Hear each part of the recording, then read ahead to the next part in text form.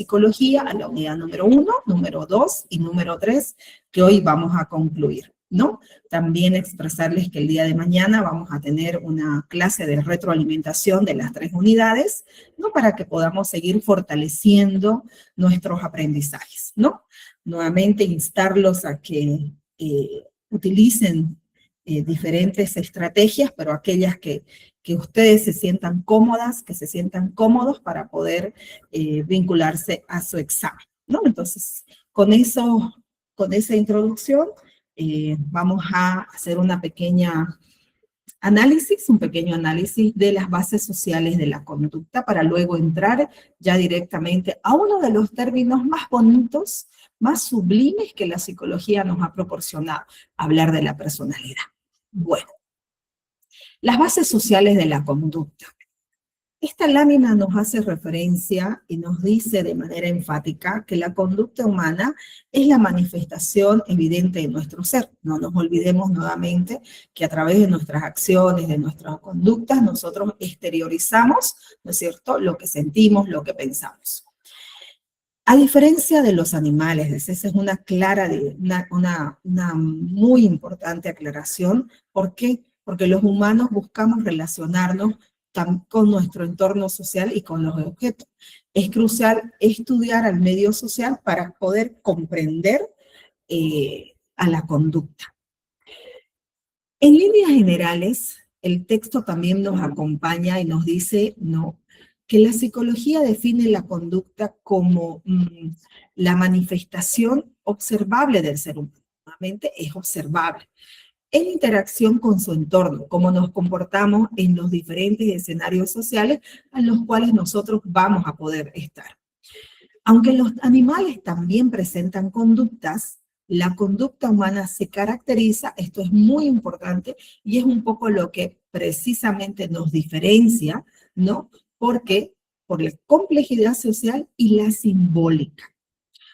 Es decir, que el objetivo principal de la conducta, también, tanto en los animales como también en nosotros como seres humanos, es la adaptación y la relación con el entorno, ¿no? Con el entorno inmediato en el que nosotros vamos a estar. Sin embargo, aquí también aclarado, en el ser humano, esta adaptación está profundamente mediada precisamente por la capacidad que tenemos nosotros como humanos de poder interactuar socialmente. Entonces se mide en función a esa interacción que nosotros social tenemos con los demás. Por ejemplo, un niño puede aprender a saludar totalmente, pedir permiso o tal vez expresar algunas emociones. No solamente porque nazca esas conductas, sino porque aquí viene la relación de la interacción social. ¿Por qué? Porque las observa, porque es capaz de mirarla y porque refuerza dentro de su grupo social esa conducta. Nuevamente, si esto lo observa en el seno familiar, en la profesora, que son los dos primeros referentes sociales que generan autoridad y liderazgo, entonces la persona va a poder, en este caso, si hablamos de un contexto infantil, va a poder repetir, ¿no? Entonces, este es el punto del iceberg, le llamo, el punto clave para poder seguir entendiendo las bases sociales de la conducta. No nos olvidemos, dentro de una pequeña retroalimentación, que estamos hablando que la conducta del ser humano presenta dos bases: las bases fisiológicas y las bases sociales de la conducta. Ahora vamos a hablar un poquito y reforzar lo que ayer estábamos hablando sobre la influencia del entorno social. Una historia impactante. Ayer hablábamos del niño salvaje de Oberón, hablamos de la historia de la selva, hablábamos, inclusive les canté. Entonces, vamos a hacer un análisis y una reflexión de todo esto que nos muestra esta historia, ¿no? Por un lado, un muchacho, hoy ya no, ya está en el video del día de ayer, un muchacho encontrado en el bosque, criado entre animales, demostró la vital importancia del relacionamiento humano. A pesar de los esfuerzos, su desarrollo como ser humano fue limitado, especialmente en el lenguaje. ¿Qué nos trata de decir esta lámina y un poco la reflexión para que tomemos en consideración y como una posible pregunta? Siempre consideremos que todo lo que estoy estudiando podría vincularse a una pregunta en el examen. Si estamos hablando que existen animales y seres humanos, ¿no? Entonces, ambos necesitan relaciones sociales, por supuesto, dentro de las magnitudes que corresponden. Ambos necesitan interacción social. Entonces, ambos tienen esa capacidad de poder relacionarse y validarse en torno a sus normas sociales que tiene cada uno. Sin embargo, la gran diferenciación que contiene nosotros con los animales está vinculada a qué cosa? Al lenguaje, ¿no? Entonces, en este caso y en este ejemplo, a pesar de los esfuerzos, su desarrollo como ser humano fue limitado porque no tenía a quien copiar las conductas propias de los seres humanos, porque somos justamente nosotros quienes acompañamos para poder copiar esas conductas. Esto subraya que muchas conductas humanas requieren interacción social para manifestarse plenamente. Este apartado es súper importante y lo voy a repetir una vez más, por favor. Esto subraya, o en todo caso desde muchas conductas humanas requieren interacción social para manifestarse plenamente. Esa es también de vital importancia cuando hablamos de las bases sociales de la conducta. Lo innato y lo adquirido. Recordemos un poquito dentro de la parte conceptual que lo innato, nos dice el texto de la licenciada Maggie Jauregui, son conductas o disposiciones que se desarrollan sin aprendizaje previo, como por ejemplo los reflejos, las necesidades biológicas, que justamente la imagen de apoyo identifica a ello, ¿no? Y lo adquirido, que son las conductas que requieren estimulación social y aprendizaje, como por ejemplo el lenguaje, las normas sociales y los valores. En esa explicación inicial, cuando hablamos de lo innato y lo adquirido, tomemos en consideración el relacionamiento humano. En el ejemplo del niño salvaje de Oberón, el niño de la selva, como comúnmente se lo conoce, o el niño salvaje, la historia del muchacho del bosque destaca cómo la interacción social es clave para adquirir conductas humanas. La intervención del medio. Es difícil separar lo innato de lo adquirido. Muchas conductas innatas necesitan del medio para desarrollarse normalmente. Por ejemplo, ayer yo les hacía la relación de dos niños que tienen un año, que ya tienen una etapa evolutiva en la que ya tienen la capacidad motora de desplazarse a través de sus movimientos, pero en un caso necesita, si bien ya es innata en ella la caminata, pero lo adquirido está relacionado a ¿qué? Ayer les decía en el ejemplo, ¿se acuerdan? Entonces, podemos entender que existen dos niños que sí tienen esta capacidad, ¿no? Y que van a caminar. Ambos lo van a hacer. Pero el aprendizaje a través de la enseñanza que va a tener de trabajar estimulación social va a diferir en la forma y el tiempo que lo va a realizar, ¿no? Entonces, estamos hablando que un niño que recibe una estimulación social en base a este aprendizaje que él va a adquirir, ¿no? Entonces lo va a hacer en menos tiempo y va a tener menos posibilidades de tener algún fracaso, ¿no? Entonces, eso es algo que también es muy importante. Y en conclusión, la mayoría de las conductas humanas requieren la intervención del medio social para manifestarse. No olvidemos, los seres humanos, somos seres sociales por naturaleza. Desde la psicología del desarrollo, se concluye que la mayoría de las conductas humanas necesitan del medio social para manifestarse plenamente, incluso aquellas que tienen una base biológica. Dentro del proceso de socialización, nos dice el texto, la socialización es el proceso mediante el cual la persona se adapta progresivamente a su medio social, incorporando normas, valores, roles y formas de conducta. El mismo nombre, cuando hablamos de proceso, recordemos que evidentemente, más allá de establecer que somos seres sociales por naturaleza, el niño, el adolescente, el joven, el adulto, e inclusive el adulto mayor, cuando se ve inmerso en estos espacios sociales, ¿por qué se dice que es un proceso? Porque no se da con inmediatez.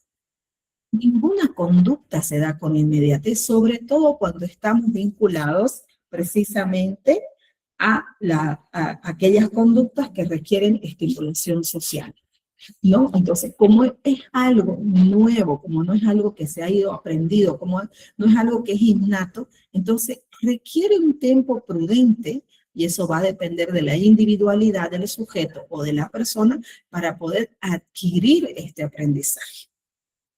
En ese sentido, por eso es que se llama proceso, porque va a tomar en consideración el ritmo, el tiempo de aprendizaje que tiene cada una de las personas considerando su individualidad. Y ese aspecto también es importante, sobre todo quienes estamos vinculados a trabajar con personas, este aprendizaje. ¿De acuerdo? Seguimos avanzando en el tiempo y estamos hablando ahora precisamente del proceso de socialización. Esta lámina refleja precisamente los tres procesos que nos permite vislumbrar y entender con mayor claridad cómo se genera, en dónde se genera, por qué se genera y para qué se generan estos escenarios. Entonces, de manera específica, nuevamente, la socialización es esa bonita adaptación constante de la persona que tiene al medio social.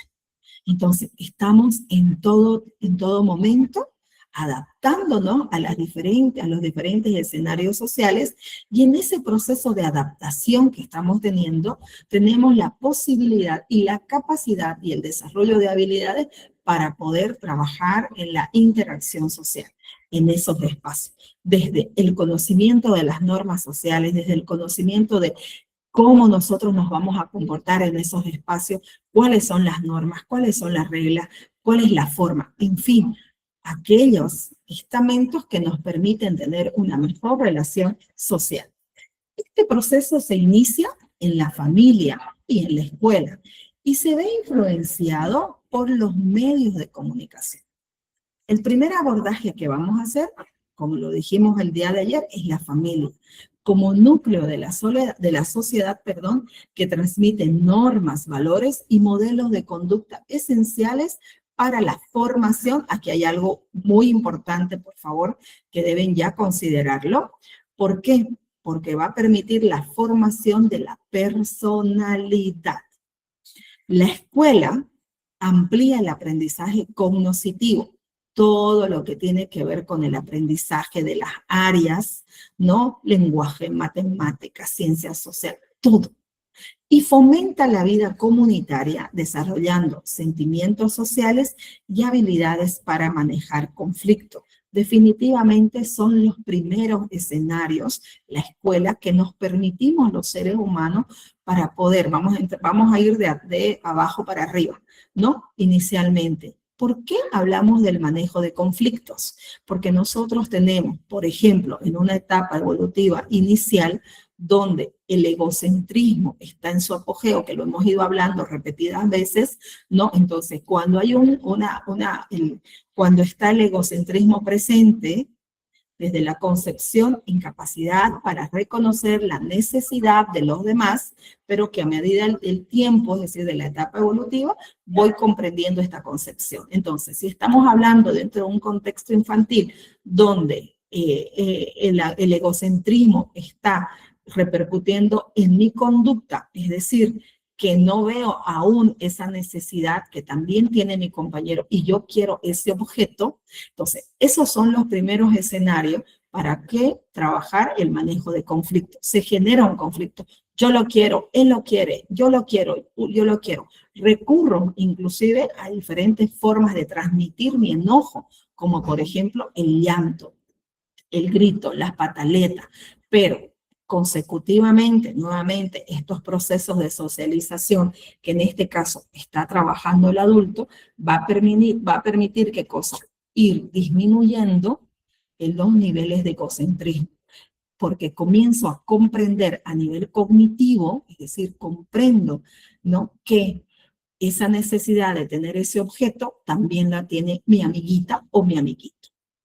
Esto también subyace en cualquier etapa evolutiva, donde me permito entender que hay una concepción social, en este caso de socialización, y otros conceptos que acompañan a este proceso, como por ejemplo empatía, colaboración, trabajo en equipo, y otros conceptos que me acompañan a entender este proceso de socialización, que muchas veces inclusive yo voy a ceder muchas veces, y ahí se generan los conflictos. ¿Por qué? Porque en nuestra vida cotidiana, sobre todo en nuestros espacios sociales, son comunes las desavenencias, son comunes tal vez el que no siempre pueda coordinar o, perdón, pueda concordar en lo que dice la otra persona. Sin embargo, mi etapa evolutiva me va permitiendo, y estos espacios de socialización, trabajar en mi empatía, en la colaboración, en el apoyo mutuo, en la sinergia, que también es una de las palabras tan bonitas y tan sublimes que acompaña este proceso de socialización. No se trata de establecer cuál es la mejor idea, se trata de que mi idea, por supuesto que es importante, pero también tengo la capacidad de entender que la idea de la otra persona es también interesante. Y no digo cuál será mejor, sino digo, unimos tu idea más mi idea y trabajamos en una tercera idea, ¿no? Entonces, hay conceptos que van acompañando el aprendizaje sobre este proceso de socialización. Y luego dice, abordaje de las habilidades. Las habilidades se aprenden, se van desarrollando. Aquí estamos hablando, por ejemplo, que cuando hablamos del tema de la socialización, por ejemplo, están las habilidades sociales, que es esta capacidad tan bonita que tenemos las personas de poder acompañar, de orientar, ¿no?, de discernir ciertas situaciones conceptuales que me permiten entender la realidad de la otra persona. Entonces, eso es algo importantísimo. Y por supuesto, los sentimientos sociales, ¿no? Entonces, que están relacionados precisamente en la medida de estos escenarios sociales, por supuesto, nacen las relaciones de amistad. Y con ellos sentimientos que me permiten anclarlos, ¿no? Es decir, desde el amor, el compañerismo, el respeto, la felicidad de cada día, de que, por ejemplo, entre los compañeritos, si vamos a nivel inicial, y eso nos pasa también, ¿no? Nos genera felicidad cuando vemos a nuestra amiga, inclusive después de mucho tiempo.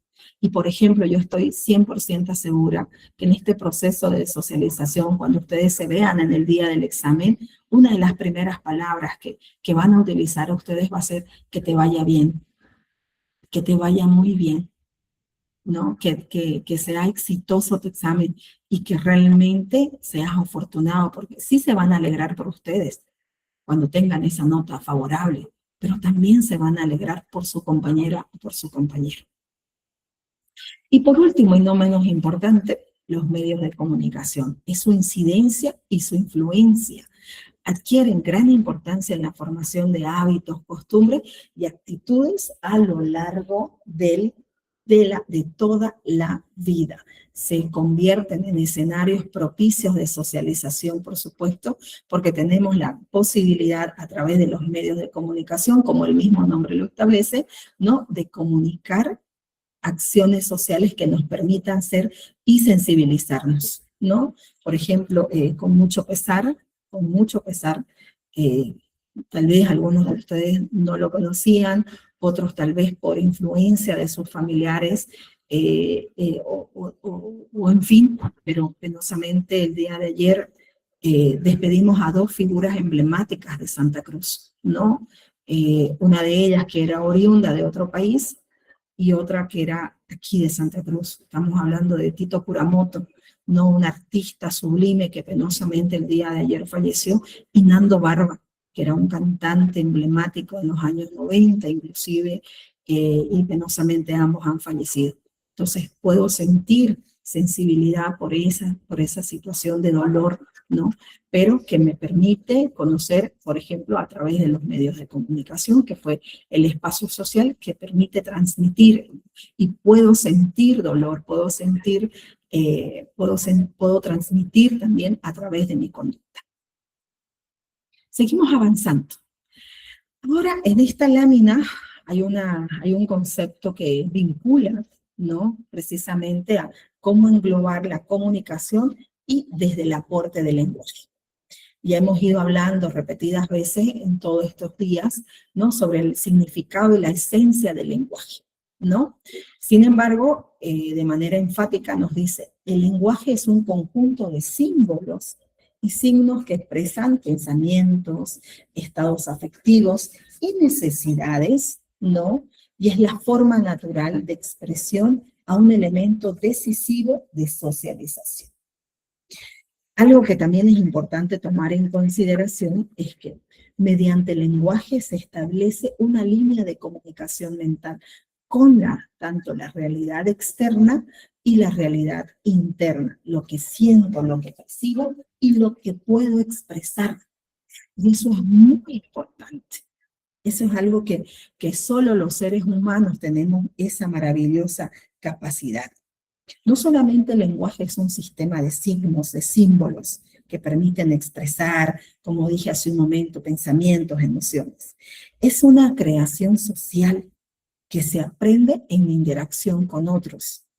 La fusión entre lenguaje y comunicación es la capacidad que tenemos los seres humanos de canalizar adecuadamente lo que pienso y cómo exteriorizo ese nivel de pensamiento.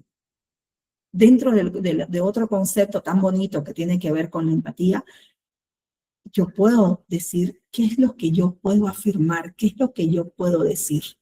Y utilizo el lenguaje como una herramienta que va a acompañar la comunicación. Y eso es muy importante, apreciados estudiantes, que también lo tengamos. El lenguaje tiene mucho poder, muchísimo poder. Y por ende tenemos la responsabilidad de utilizarlo de manera asertiva, adecuada, precisamente por lo que quiero transmitir, porque yo utilizo la comunicación a través del lenguaje para comunicar algo. Dentro de los aspectos del lenguaje, el texto guía que nos presenta el CUP nos dice, está el denotativo, ¿no? Y también el connotativo. El denotativo nos habla que es el aspecto objetivo textual de la palabra, es decir, la explicación clara de lo que se quiere expresar. Entonces, de manera específica, el aspecto objetivo y textual de la palabra. Y el segundo aspecto del lenguaje, que es el connotativo, es el aspecto, dice, subjetivo de la palabra, es decir, lo que se sobreentiende, por qué está incluido sin necesidad de expresarlo. El comprender o no los significados connotativos en la comunicación determina, nuevamente esta palabra tan bonita, la empatía entre los comunicantes. La empatía es la capacidad de ponerse en el lugar de la otra persona para poder entenderla, facilitando la comprensión de los mensajes connotativos. Un poquito aclarando esta figura, la capacidad de comprender lo connotativo, no se olviden, lo connotativo es lo subjetivo, lo que puede o no puede ser, lo subjetivo. Está ligada a la empatía, que es una habilidad psicológica fundamental para las relaciones humanas. También es importante desde la psicología el estudio que se hace desde la lingüística de los componentes de la lengua, que son dos, y esto lo van a ver muchísimo, sobre todo quienes se están preparando, no solamente para este examen, y lo van a profundizar con mayor detalle los estudiantes de la carrera de psicología. Qué bonito que es. El significado y el significado. Recordemos, el lenguaje tiene esta capacidad tan bonita de expresar a través de símbolos y signos que expresan tanto pensamientos como sentimientos. Dentro de estos aspectos del lenguaje, tenemos que entender qué es lo objetivo, lo que digo, y lo subjetivo, lo que se puede sobreentender. Y dentro del lenguaje hay un significado que le asigno al significante y al significado. ¿Qué significa el significante? Se refiere al signo. Por lo general, las letras que forman las palabras.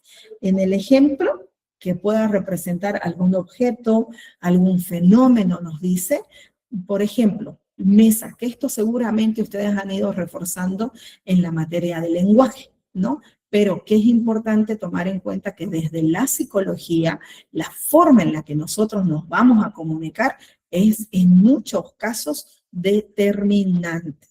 Y el significado es el contenido que se le asigna de manera semántica, es decir, proceso, análisis, ya ha pasado por todo ello, ¿no? De cualquier tipo de signo. Concepto que está contenido en el significante a propósito de un objeto o fenómeno. Mueble con pata. Bueno, sé que puede sonar un tanto difícil de analizar con tantos términos, pero con esta lámina lo que quiero que ustedes puedan entender es que cuando hablamos del lenguaje y la comunicación, que el lenguaje, vamos bien, es el conjunto de símbolos, eso ya lo hemos entendido. Sin embargo, dentro de un proceso de socialización, ¿por qué es importante el lenguaje? Porque yo le asigno en función a los niveles de conocimiento que tengo sobre ese objeto, por ejemplo, porque no se olviden, yo a ese objeto que veo, por ejemplo, mesa, entonces, ¿qué símbolo significa? ¿Qué representa? Entonces, ahí, por ejemplo, vamos tomando en consideración diferentes aspectos. Número 1, que yo voy conociendo y voy conociendo el significado de la mesa. ¿Qué significa? ¿No? Inicio con ello. ¿Para qué sirve? ¿Cómo se utiliza? Para que yo pueda darle un significado a ello. Precisamente lo significante puede ser connotativo. ¿Por qué? Porque es subjetivo. Porque todavía no se le ha asignado, ¿no es cierto? Y no tengo los niveles de conocimiento para poder añadirle el significado. En cambio, cuando ya tengo mayores niveles de conocimiento, que a partir de la interacción social puedo destacar, por ejemplo, en este ejemplo de la mesa, evidentemente yo puedo decirle a un niño, esta es la mesa, pero cuando yo le explico, le comunico, le transmito diferentes experiencias desde lo sensorial a tocar, desde la explicación cognitiva a la mesa, nosotros la utilizamos para poder comer. Entonces, en la mesa vamos a colocar, por ejemplo, cuando nos toca el desayuno, que es en la mañanita, vamos a colocar la leche, vamos a colocar el yogur, vamos a colocar el pancito, vamos a colocar diversidad, el huevito, en fin. Y todos nos sentamos alrededor de la mesa para compartir. La mesa también la puedo utilizar para que pueda hacer las tareas. Entonces ya deja de ser solamente un significante para darle un significado real de lo que expresa, o valga la redundancia, el significado de la mesa. Es un mueble con patas. Y a medida que yo voy teniendo mayores niveles de conocimiento sobre este signo, entonces yo voy atribuyendo.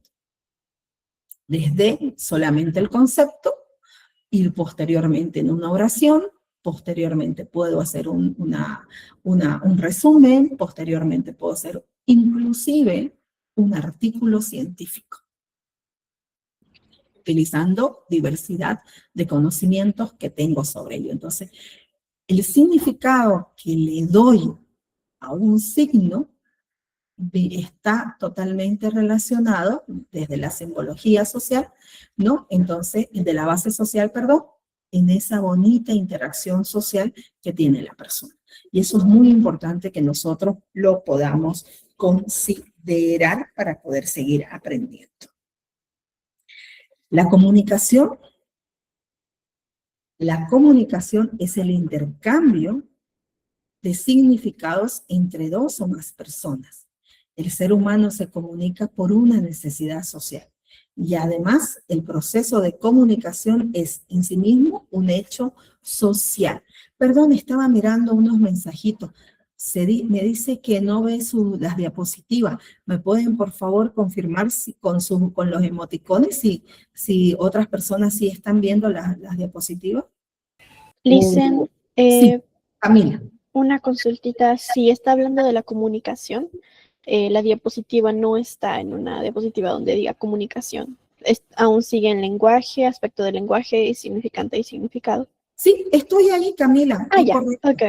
Estoy hablando por eso de la comunicación. Sí, es correcto. Pero Okay. Gracias por la aclaración. Está bien. Bueno, seguimos avanzando, términos, palabras nuevas, tratemos de relacionarlas, sáquenle fotito a esta imagen y bueno, vayan trabajando también en la relación que existe. Precisamente con esta lámina, me parece que ustedes pueden tener un insumo interesante para poder seguir comprendiendo la relación del lenguaje y la comunicación. La comunicación hoy, algo que me ha gustado, y esto quisiera expresarlo, ¿no? Me ha gustado mucho. Gracias, Camila. No, cómo a medida del tiempo se va trabajando la comunicación. Es decir, cuáles son los avances, cuáles son los desafíos, cuáles son las claves. Y a lo largo de la historia de la humanidad hemos ido involucrándonos con diferentes escenarios. Yo les decía los primeros días de clase, creo que lo dije el primer día de clase, y bueno, lo vuelvo a expresar. Mi primer año en la universidad fue el año 2000. Muchos de ustedes inclusive no habían nacido. Y mi contexto social, cultural y la forma de comunicar, ¿no? Evidentemente en muchos casos fue diferente, ¿no? Cuando hablamos de la tecnología, y ahora vamos a ir precisamente, mi generación tuvo una forma diferente de entablar con la tecnología a la que tienen ustedes. Y eso es interesante dentro de la historia de la humanidad, porque vamos viendo que cada generación ha traído consigo una diversidad de formas de poder transmitir. Sin embargo, la esencia del lenguaje y la comunicación no ha perdido, no se ha perdido la esencia. Nuevamente, insisto, los seres humanos somos eso, seres sociales por naturaleza. Sin embargo, es muy importante que sigamos aprendiendo la exacta relación entre el lenguaje y la comunicación. Y nuevamente, el lenguaje tiene mucho poder. Y la forma de transmitirla a través de la comunicación es algo que debe seguirse trabajando. La comunicación hoy. Vivimos en la era de las comunicaciones, con avances tecnológicos de manera impresionante, que nos conectan globalmente. Hace algunos años era impensable eso, impensable pensar que podamos utilizar un control remoto para pasar los canales. Nosotros utilizábamos la manito directamente y bueno, ir a la telecita. O impensable pensar cómo nos podemos ahora comunicar en el teléfono a través de las videollamadas, ¿no? Etcétera. Entonces, hoy nos conectan globalmente. Es tan maravillosa esta forma que tenemos ahora los seres humanos de comunicarnos, porque podemos hacerlo con familiares, amigos que están al otro lado del mundo de donde nosotros nos encontramos, ¿no? Entonces, nos podemos comunicar en el mismo tiempo, al mismo momento, con personas que están en la China, que están en Estados Unidos, en fin, que están aquí en Warnes, ¿no? En fin, y podemos hacerlo en este tiempo, mirando a la persona. Sin embargo, no siempre se traduce en una mejor comunicación interpersonal. Y ahí hay que tener mucho cuidado, porque este aumento, si bien es espectacular de los medios de comunicación, no ha correspondido con un avance en la capacidad de la comunicación interpersonal y comprensión mutua. En muchos casos, la soledad es uno de los fenómenos más duros que nos toca vivir por esta falta de comunicación. Es una tarea que como sociedad tenemos que seguir realizando, donde muchas veces con el avance de la tecnología nos quedamos más horas mirando ciertos espacios cibernéticos que comunicándonos desde el concepto como tal, el relacionamiento social. Y eso también es muy importante que lo tomemos en cuenta. ¿Por qué? Para que exista comunicación debe haber varias cosas en común entre los comunicantes. Es necesaria una disposición afectiva, comunidad de valores, creencias, actitudes. Por ejemplo, independientemente, por favor, del credo, de la religión, ir a la iglesia tiene una connotación muy bonita, ¿no? Y tiene una connotación de fe, de fuerza, de firmeza. Para quienes somos católicos, por ejemplo, una de las canciones tan bonitas, no la voy a cantar, pero sí podré expresarla, y es justamente cuando habla de tu palabra me da vida, confío en ti, Señor, ¿no? Y entonces entiendes lo sublime que existe. ¿Entiendes lo sublime que significa esa relación social que tengo? Sí, con Cristo dentro de mi individualidad, pero también dentro de una comunidad. Sin embargo, no podemos pretender que todos estos códigos o sistemas sean iguales. Es imposible que todos compartamos los mismos gustos, pensamientos, preferencias, en fin. Pero sí debemos compartir algunos puntos que podamos comunicarnos basándonos en algo. Si no es así, dice, aunque sea de una conversación, no habrá comunicación, sino pseudocomunicación. Y cierro con esta frase, por favor. La comunicación supone dos o más personas que intercambian mensajes con capacidad de respuesta a través de signos, con unidad y tiempo y lugar.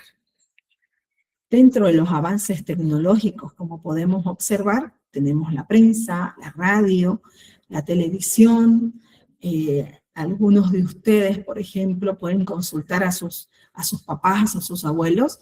Qué interesante era leer el periódico. En una época era increíble, en todos los lugares, sea un mercado, sea una librería, siempre había un periódico de manera física. Y lo leíamos. Hoy es otra historia en la que aún existe y persiste, pero hay una forma diferente también de comunicar. El propio la radio, la televisión, el internet y los móviles que han revolucionado la comunicación a distancia. Nuevamente, se utiliza el avance tecnológico, pero no pierde la esencia, la comunicación. El desafío interpersonal, a pesar de la conectividad, la soledad es un problema creciente debido a la falta de comunicación profunda. La autora hábilmente ha identificado, sí, esto como un desafío interpersonal, pero que somos nosotros justamente como sociedad que podemos y tenemos la capacidad de subsanar esta problemática. Las claves para comunicar, cómo podemos seguir acompañándonos, cómo podemos seguir trabajando en estas bases sociales, requiere compartir los valores, las creencias, las actitudes sin puntos en común. La conversación puede ser una pseudo comunicación, es decir, solamente yo.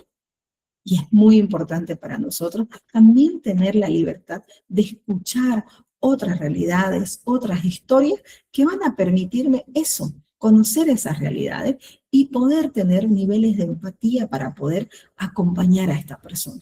Por supuesto, siempre enmarcado en el respeto, en la individualidad que yo estoy construyendo a través de mi personalidad y relación con los demás.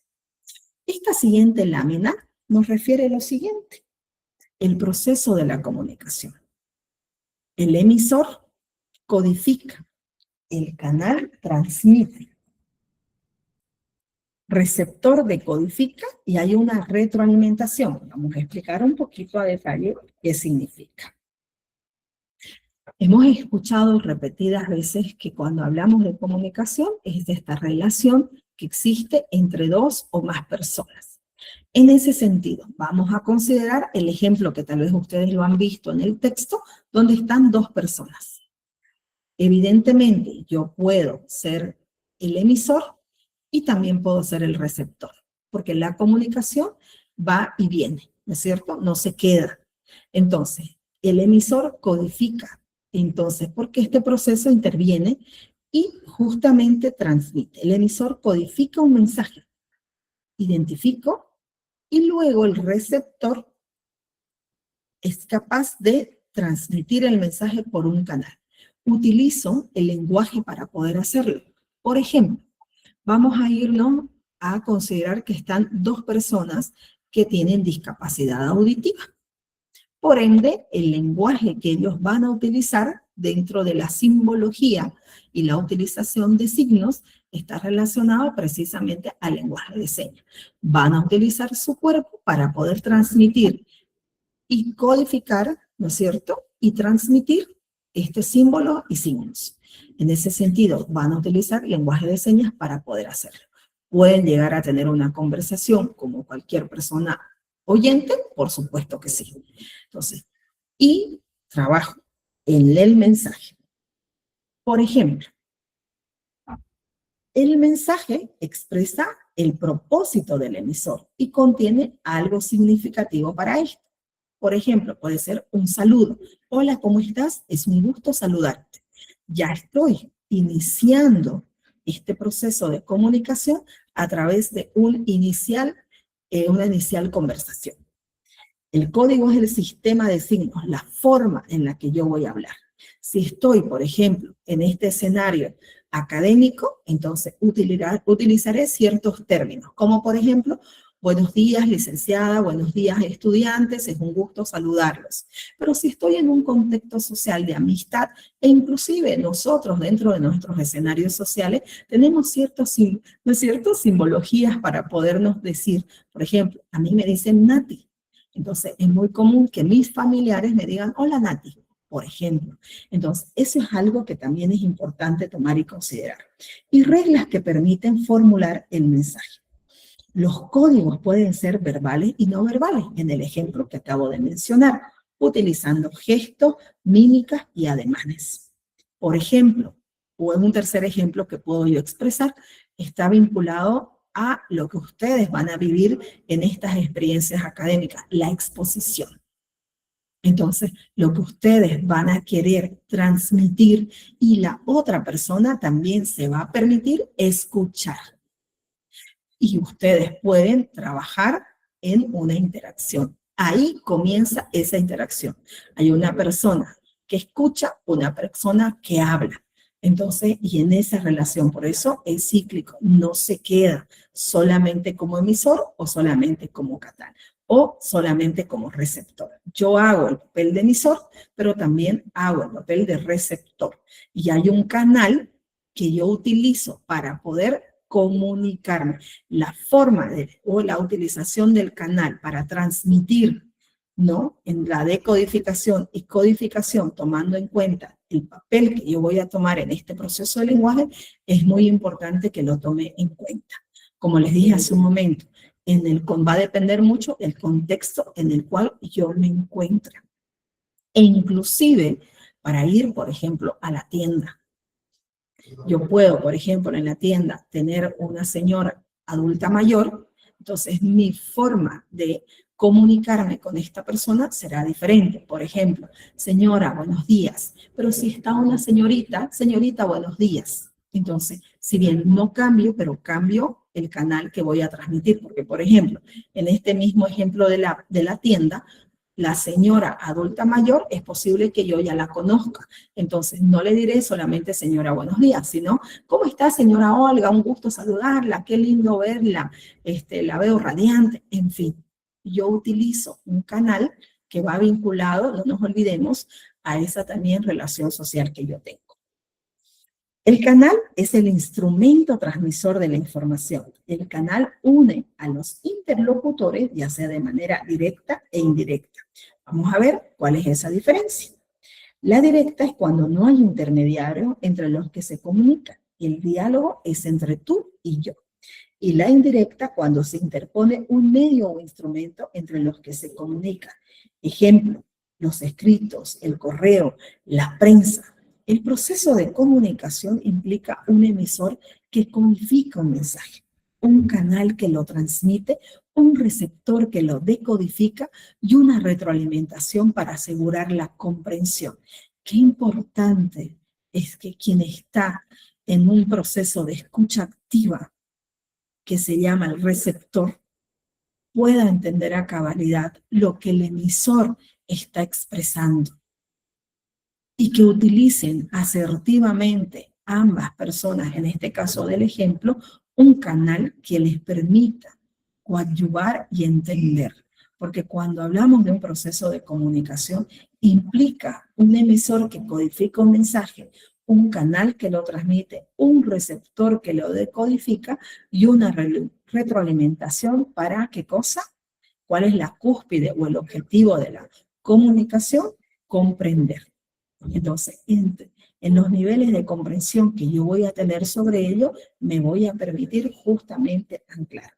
Dentro de ello están los elementos técnicos que supone el mensaje que quiero transmitir, el código que voy a utilizar, sea verbal, no verbal, y en muchos de los casos utilizo ambos. Por ejemplo, en el ejemplo que les decía de la exposición, no solo transmito a nivel verbal, también mi cuerpo debe acompañar.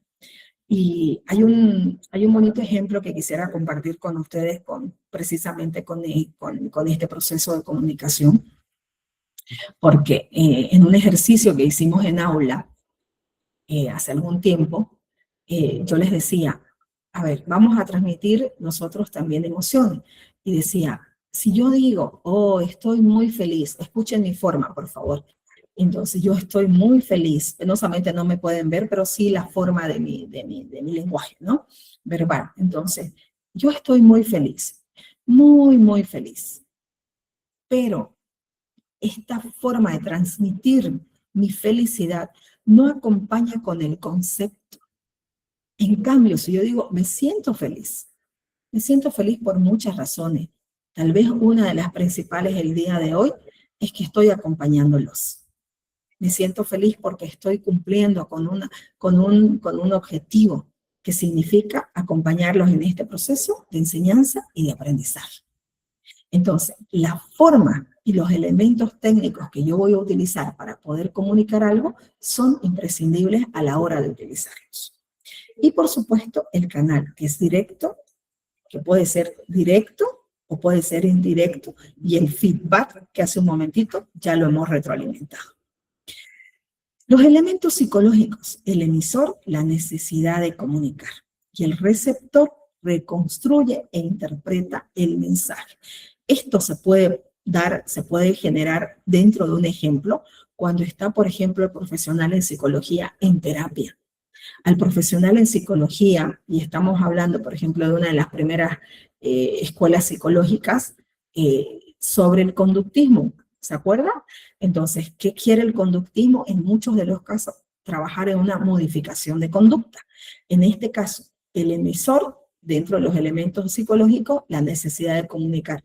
Le explico a la persona cómo debe comportarse, siempre respetando, por favor, su etapa de desarrollo y la forma que yo voy a utilizar. No se olviden el canal, ¿no? Y el receptor reconstruye e interpreta el mensaje. Lo que te estoy expresando dentro de mi formación profesional como psicólogo, en este caso, para hacer mi trabajo de modificación de conducta, te estoy expresando que a través de esta conducta que vas a tener, vas a poder tener mejores relaciones sociales con tus compañeros. Por ejemplo, el niño les gritaba, el niño les pellizcaba, el niño les sacaba la lengua. Entonces, muestro una forma diferente de poder transmitir lo que yo deseo. Él aprende que a través de dar la mano, de decir gracias, etcétera, entonces puedo mejorar mis relaciones sociales. Y por último, la comunicación no verbal. Los gestos, las posturas, la entonación, que forman parte precisamente ¿de qué? De un código cultural. ¿Qué es importante tomar en cuenta cuando hablamos de la comunicación verbal? Y hace un ratito yo les daba el ejemplo. Nuestro cuerpo tiene que acompañar, debe acompañar con fundamentación, debe también transmitir. No solamente transmitimos a través del lenguaje verbal, nosotros también debemos acompañar con nuestro lenguaje no verbal, lo que comúnmente se llama comunicación no verbal. Porque en la medida que nosotros también podamos transmitir nuestra comunicación no verbal, nosotros estamos transmitiendo ¿qué cosa? Seguridad, estamos transmitiendo empatía, estamos transmitiendo, en fin. Entonces, y eso también es muy importante a la hora de hablar de este proceso de comunicación. Motivaciones de la conducta, y esta imagen tan bonita, ¿no? Esta caminata. La motivación es el motor de nuestras acciones, la fuerza que impulsa y mantiene la conducta. Dentro del texto que apoya este examen, se ha utilizado una de las teorías que refleja que existe la motivación fisiológica y la motivación social. Entonces, dentro de las motivaciones fisiológicas están las innatas, que surgen de las necesidades físicas, como por ejemplo el hambre, la sed, el sueño, y algunas requieren un modelo social para desarrollarse. En un momentito vamos a ver la pirámide, que la tengo preparada y está también en el texto para acompañar todo lo que estoy diciendo. Y las motivaciones sociales, que son adquiridas durante los procesos de socialización. Varían entre individuos y culturas y se desarrollan mediante el aprendizaje. Entonces, básicamente lo que tenemos que entender sobre las motivaciones de la conducta, número uno, que existe o que la motivación es el motor de nuestras acciones y la fuerza que impulsa y mantiene nuestra conducta. Que existen dos tipos de motivaciones, que son las motivaciones fisiológicas y las sociales. Las fisiológicas que están vinculadas a las necesidades físicas y las sociales que están vinculadas a las relaciones sociales, pero que van a tener un nivel de dependencia con respecto a la relación que yo tengo con unas personas y las culturas, que ahí, por ejemplo, es muy importante tomar en cuenta las culturas de cada lugar. Y otra de las teorías que son tal vez una de las más emblemáticas, ¿no? Que nos habla la pirámide de Maslow, Abraham Maslow, que clasifica las necesidades humanas a través de una jerarquía, desde las fisiológicas hasta la autorrealización. El orden puede variar según la persona y las circunstancias. Esta es la última lámina de esta apartado. Yo les había comentado que también sería interesante que ustedes hagan asociación por las imágenes. Entonces, para que en el examen, cuando les toque alguna de estas preguntas, ustedes puedan asociar con la imagen. Probablemente no estén las imágenes, por supuesto, en el examen, pero ustedes, si han hecho la asociación, van a poder llegar, ver recordar la imagen y por ende podrán recordar lo que dice este autor sobre el contenido que está presentando. Dentro de lo que expresa Abraham Maslow sobre la motivación, él nos dice que es el motor de nuestro accionar, impulsando la conducta que puede ser fisiológica o social. Y esta pirámide de necesidades parte de lo siguiente. Iniciamos siempre desde la parte inferior, ¿de acuerdo? Entonces parte de la forma y la considera en este caso Abraham Maslow como la base. Para este autor, las bases de las necesidades humanas y cómo cada una van siendo satisfechas, siempre parte de la base. Por ende, habla de que si una necesidad no ha sido satisfecha, va a ser muy difícil para la persona pasar a la siguiente satisfacción de esa necesidad. Sin embargo, es importante que la podamos ir trabajando paulatinamente y como está la imagen que ustedes están mirando, esa persona es esa persona que está persistiendo, que sigue y que lucha y que persiste.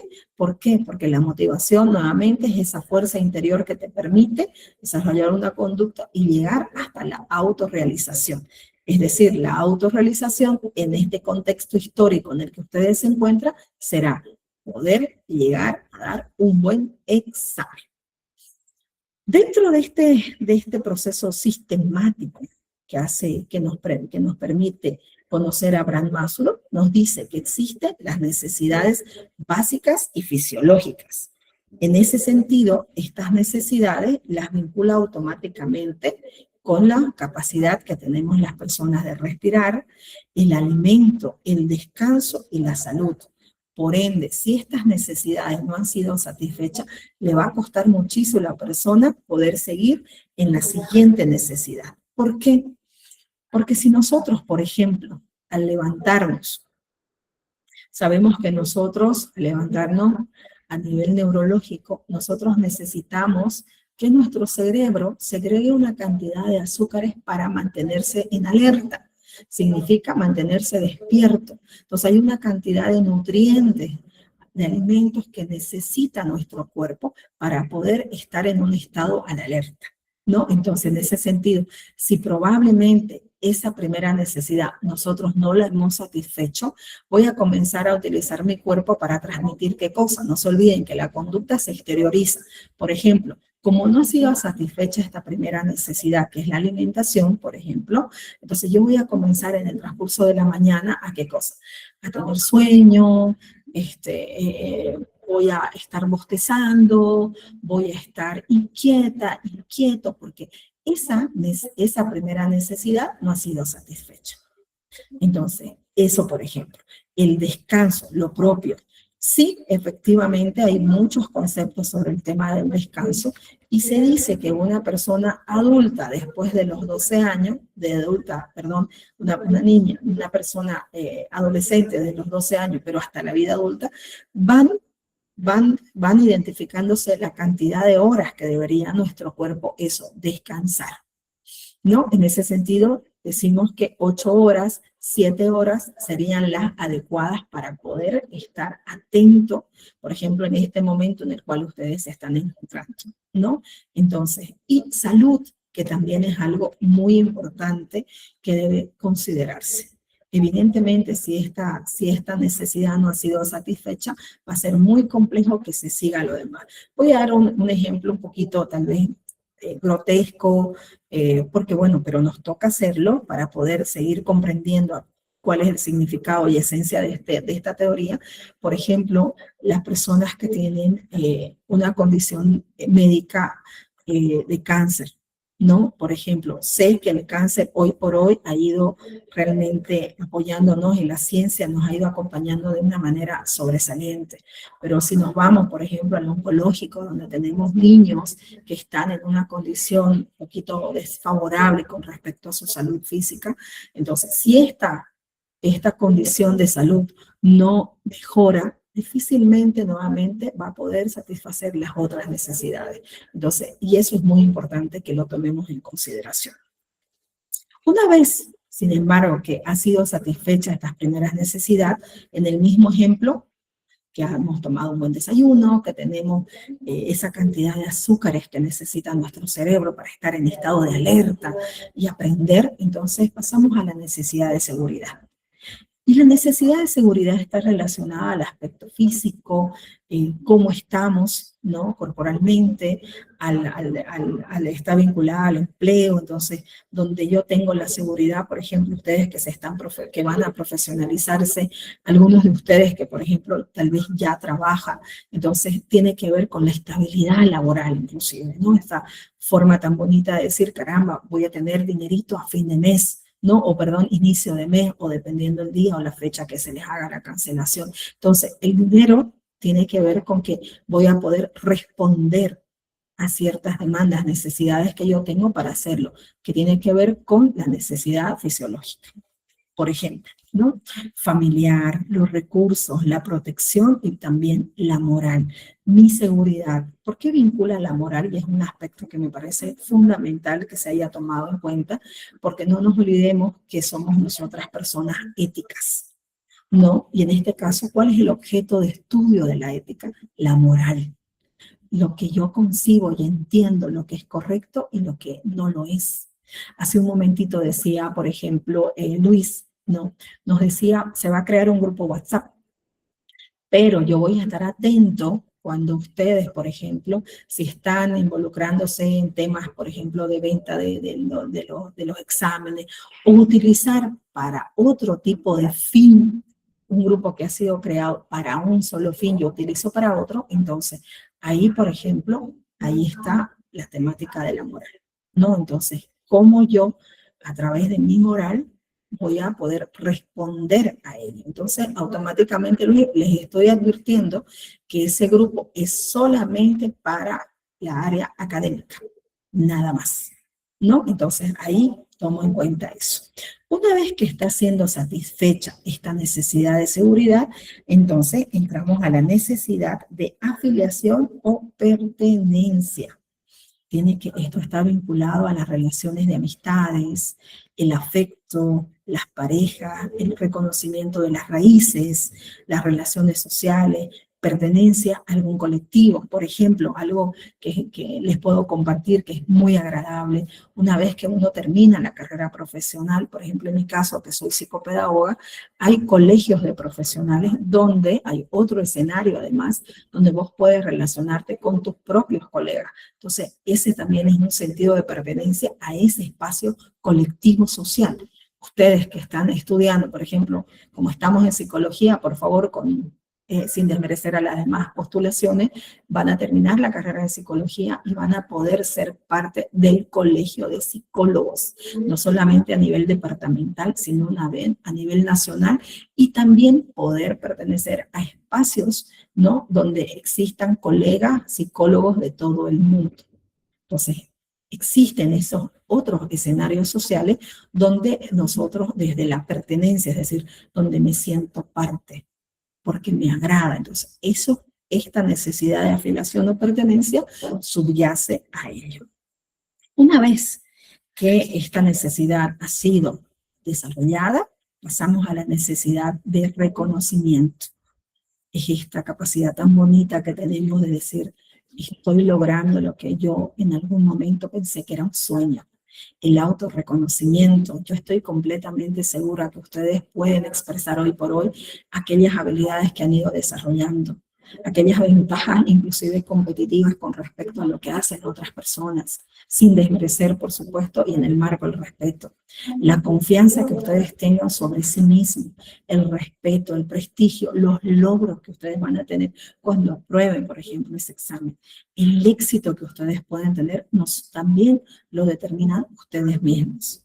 Una vez que esa necesidad ha sido satisfecha, llegamos a la cúspide que nos dice Abraham Maslow, con su jerarquía de necesidades humanas. Por eso dice jerarquía, porque va procesualmente. La motivación, la autorrealización, que vincula la creatividad, la visión global que tenemos, sobre todo la espontaneidad, sin prejuicios, la aceptación de hechos, la gestión de problemas, el liderazgo y muchos otros.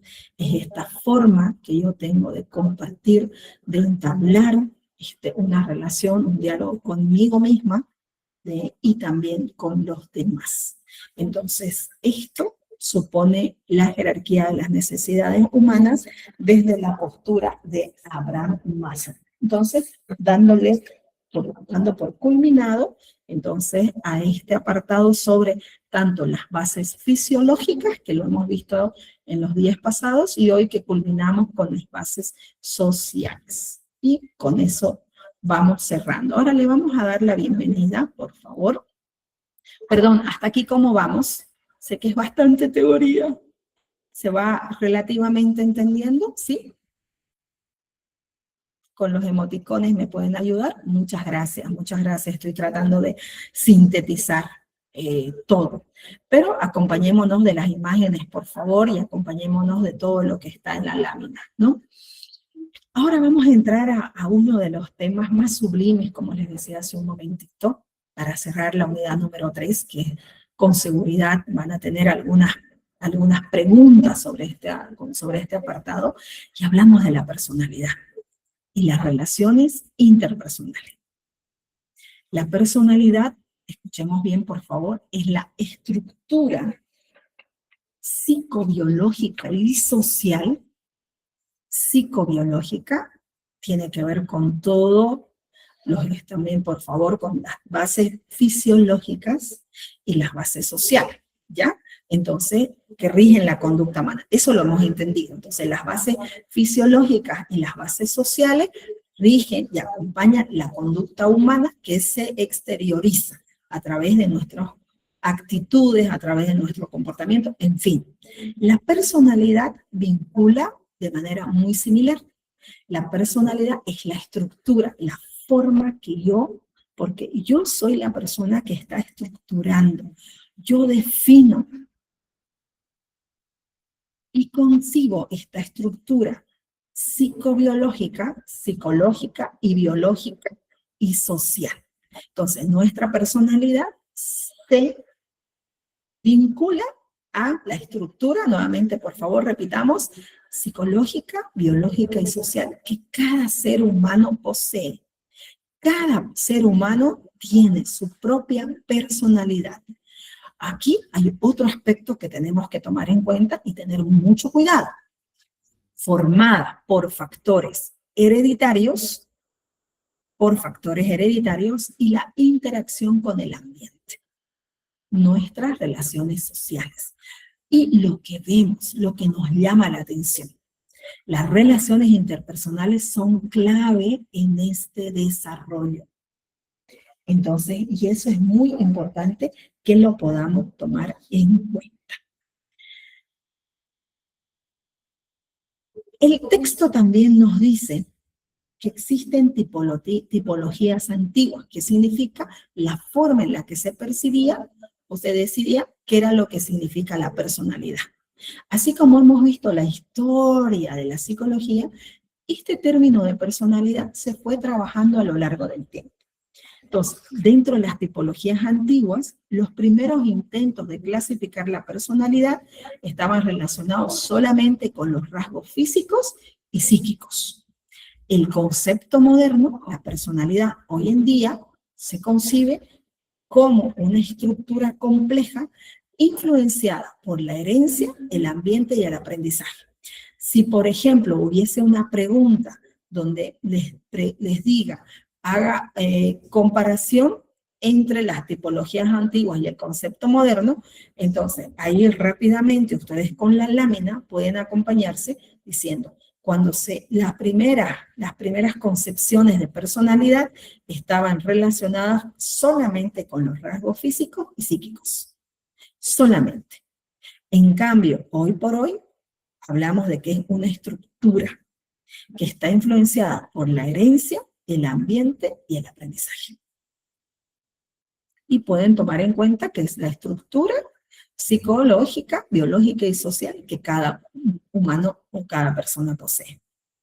Algunos factores claves para seguir adentrándonos y consensuando y anclando este aprendizaje es que existen algunos factores claves.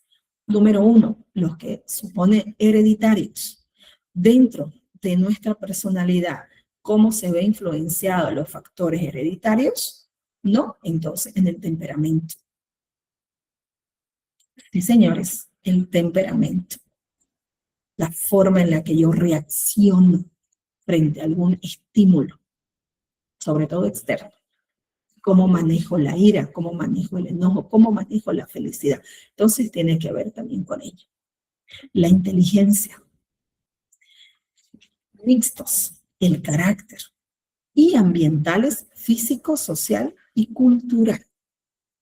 Entonces, existe una postura teórica que se debe tomar en consideración como factores claves. Entonces, que la personalidad puede ser heredada si existe una pregunta, ¿no? Tomando en cuenta el temperamento, la inteligencia y, evidentemente, que pueda ser mixta, el carácter y ambientales físico, social y cultural.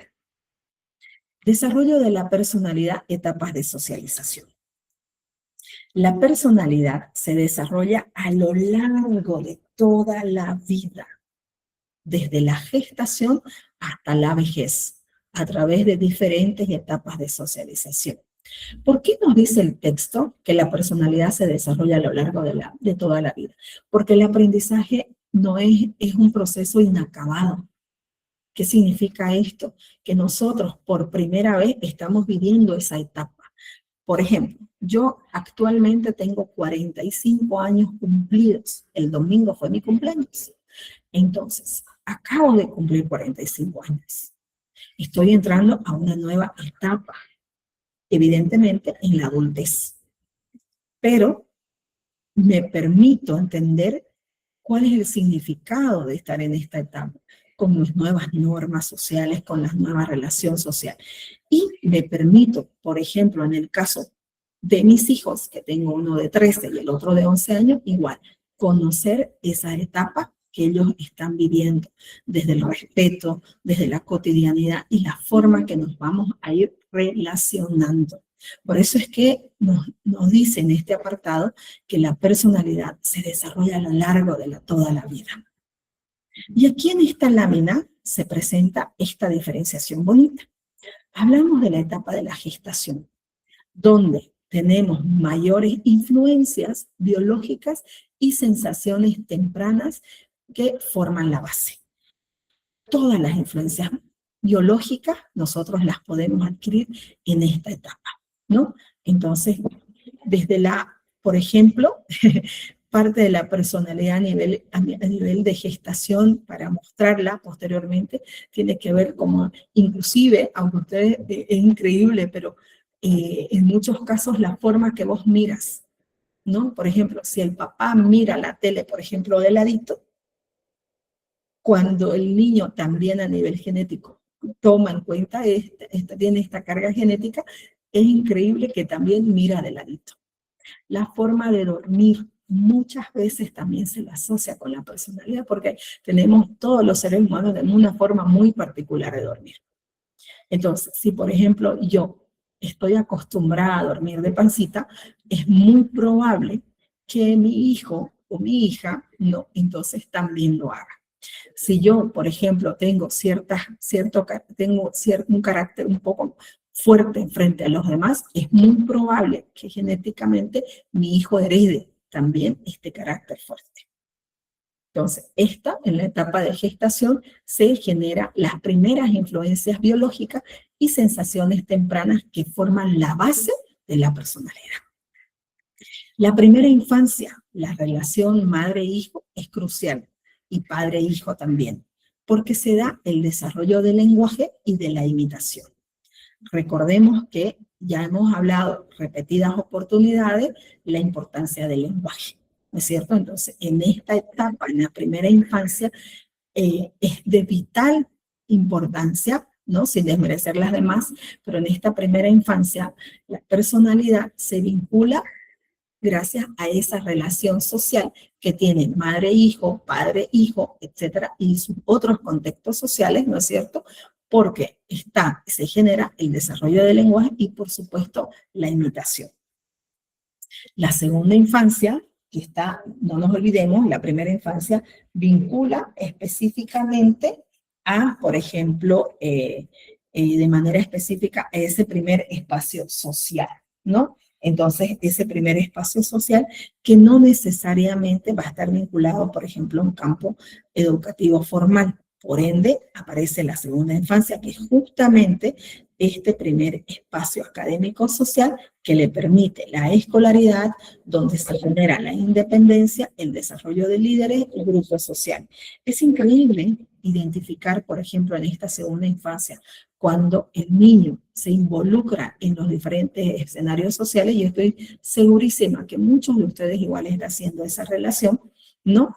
Entonces, pensando en que la escolaridad va a generar espacios de independencia, donde la autonomía va a cobrar también una participación activa, donde la persona va a poder tener este primer espacio donde ya no va a estar acompañada, por ejemplo, de adultos que han estado y han sido representativos en su primera infancia.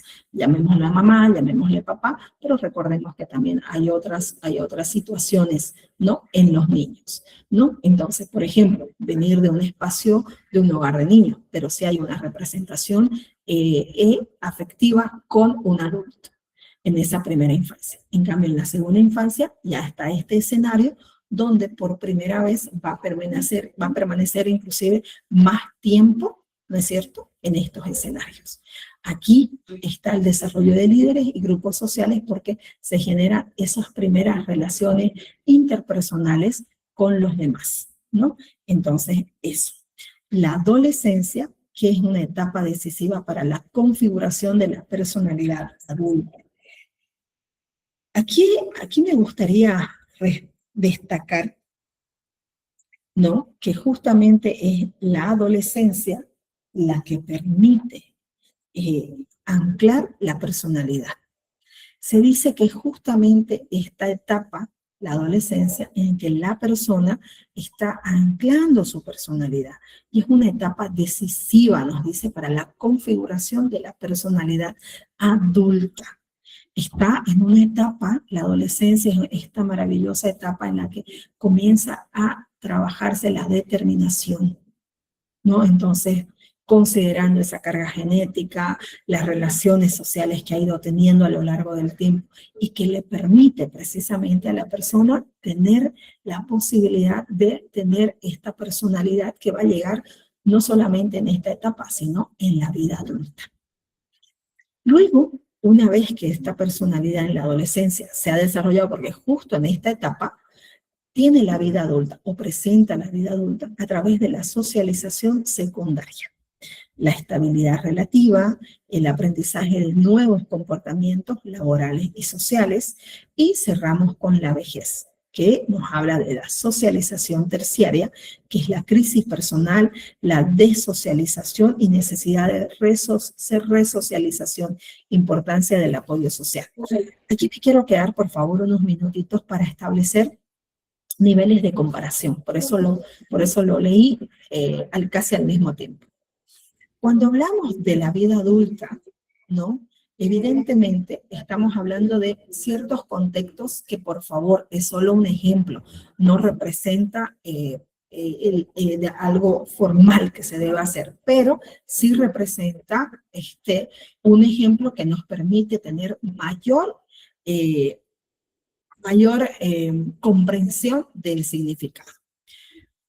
Por ejemplo, en el desarrollo de la personalidad en la vida adulta, se genera la estabilidad. Habíamos hablado del empleo.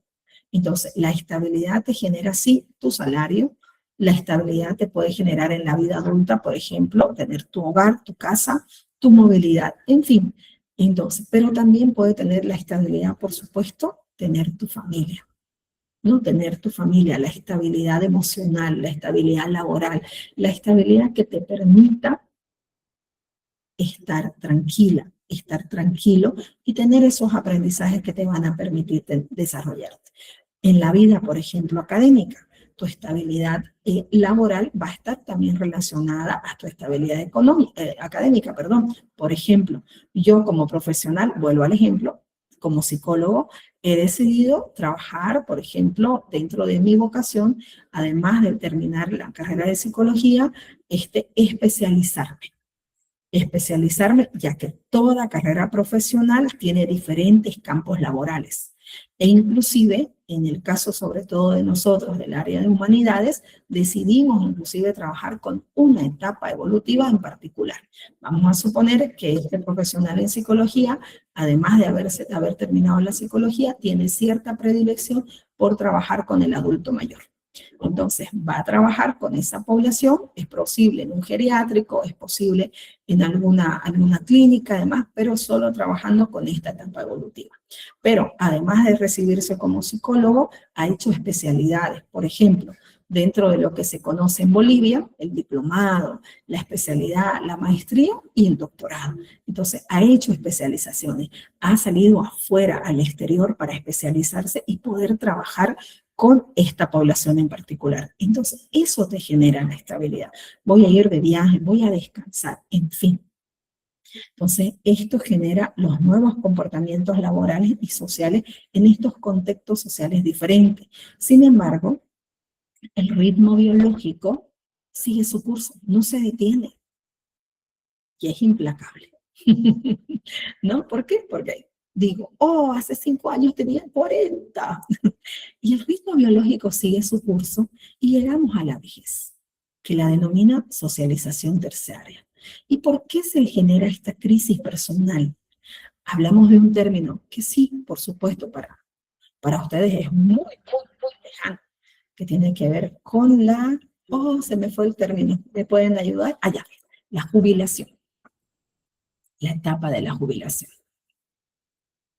Entonces, para muchos profesionales a nivel licenciatura o en cualquier espacio, porque sos también profesional, porque conoces y manejas información sobre algo, entonces, ¿qué pasa? ¿Se puede generar una crisis personal? Sí, con la jubilación, porque yo he tenido 40 años estructurados o 30 años estructurados mi trabajo, mis movimientos estaban relacionados al trabajo, mi casa, era al tal lugar, pero ya tenía una estructura. En cambio, con la crisis personal que tiene que ver, por ejemplo, en este caso de manera muy, muy enfática, con la jubilación, se convierte en una nueva forma de vida, donde mis horarios serán diferentes, tendré que planear diferente, tendré que comenzar a trabajar de una manera diferente, ¿no? Entonces, por eso se da la desocialización y necesidad. Si antes yo iba a escalar, ¿no? Si antes yo iba a escalar dentro de mi estabilidad en la vida adulta, hoy el reloj biológico me expresa que mis cuerpos, que mi fuerza física ya no es la misma. Entonces me adapto a una nueva forma de vida, una nueva forma de comprender ello. Entonces, eso tiene que ver con la necesidad de resocialización, la importancia del apoyo social. Entonces, miren ustedes, la personalidad es cíclica y cada etapa para el desarrollo de la personalidad requiere de etapas de socialización que van a permitirnos precisamente poder acompañarnos en este desafío llamado vida. Con esto culmino. Con esto culmino, viendo mi horario. Luis Marcos, estoy creo en el horario que corresponde, ¿no? Entonces, no sin antes, con esto estaríamos cerrando, entonces la unidad número 3 con respecto al examen del día viernes. El día de mañana he preparado un material para poder trabajar y retroalimentar. ¿De acuerdo? Entonces, les agradezco infinitamente. Por favor, con los emoticones necesito tener claridad si vamos avanzando, cómo nos sentimos hasta ahora. Bueno, los corazoncitos me dicen que estamos bien. No sé si tenemos alguna consultita, no sé, Luis Marcos, ¿tenemos tiempito o las preguntitas las dejamos para mañana?